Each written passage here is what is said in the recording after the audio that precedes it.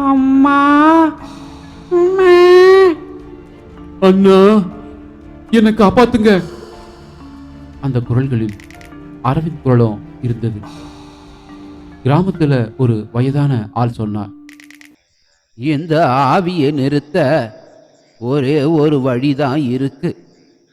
அந்த முதல் குழந்தை இறந்த இடத்துக்கு போய் உண்மையை கண்டுபிடிக்கணும். ஆனா அந்த இடம் கிராமத்துக்கு வெளியே யாரும் போகாத ஒரு காடு. அடுத்த இரவு சிலர் அந்த காட்டுக்குள்ள போக முடிவு பண்ணினாங்க. அவர்கள் போன அந்த பயணம் திரும்பி வராத பயணமாகும்.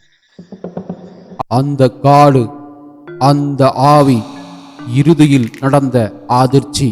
டிக் டிக் டிக், மர்மம் தொடர்கிறது. அந்த குழந்தை மெதுவா சிரிச்சது. ஆனா அந்த சிரிப்புல இன்னும் ஒரு வழி இருந்தது. அந்த 5 பேர்ல ஒருத்தி, நாங்க உன்னை மறக்க மாட்டோம் என்று சொன்னான். அந்த நொடியில் அந்த குழந்தையின் கண்களில் இருந்த கண்ணீர் ஒளியாக மாறி மறைந்தது.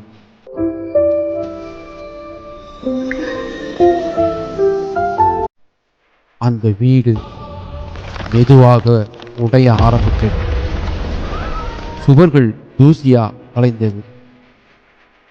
அவர்கள் வெளியே ஓடினாங்க.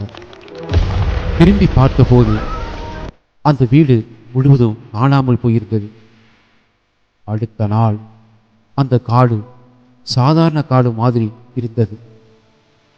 எந்த வீடும் இல்லை, எந்த தடயமும் இல்லை. ஆனா அந்த 5 பேரில் ஒருத்தர் மட்டும் வீடு திரும்பவே இல்லை. இரவு 2 மணி. மீண்டும் அந்த கிராமத்தில் ஒரு குரல் கேட்டது, அம்மா, கதவை திற.